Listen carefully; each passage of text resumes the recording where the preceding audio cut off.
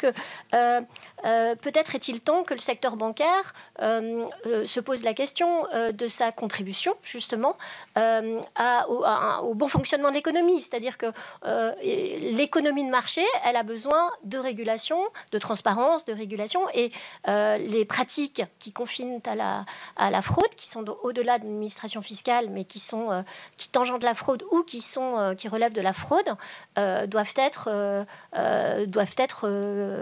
comment dire, éradiquées. Enfin, voilà, ça participe aussi au bon fonctionnement de l'économie, et une finance responsable, elle ne saurait reposer sur des schémas opaques ou faire la promotion de schémas fiscaux qui sont agressifs. Cela d'ailleurs va à l'encontre de toutes les règles internationales fixées par des organisations comme l'OCDE. Et contrairement à ce que, s'agissant de l'arbitrage des dividendes, contrairement à ce que disent les lobbyistes qu'on a pu entendre, interdire le cum-cum ou des pratiques similaires qui visent à éluder l'impôt et qui lèsent les finances publiques, ce n'est pas freiner le business, mais c'est, comme je vous le disais, mieux le réguler. Voilà, donc il semble qu'en 2025, cette idée doive encore être défendues, énoncées.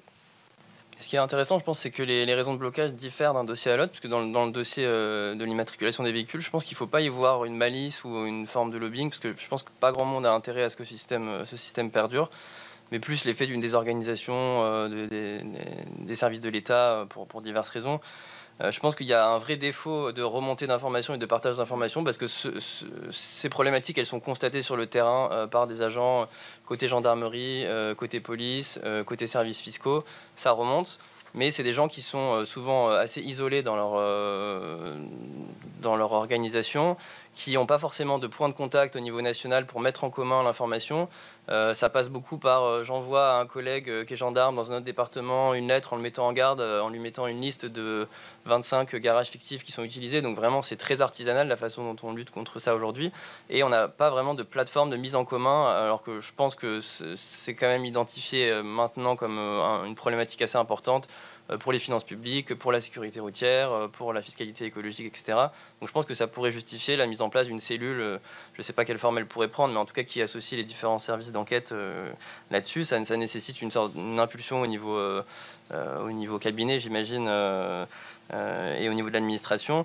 On ne peut pas dire que c'est quelque chose qu'on découvre aujourd'hui, qu'on a révélé vraiment pour la première fois, nous, à l'automne. En fait, c'est quelque chose qui est identifié depuis assez longtemps au niveau local. Il y a un algorithme qui a été mis en place dans les préfectures pour lutter contre cette fraude dès 2017, au bout de quelques mois après la mise en place du système, parce qu'ils se sont aperçus qu'il y avait des problèmes. Le problème, c'est qu'ils se sont un peu arrêtés là en se disant cet algorithme permettra de détecter les fraudes, sauf qu'en fait, il a énormément de limites.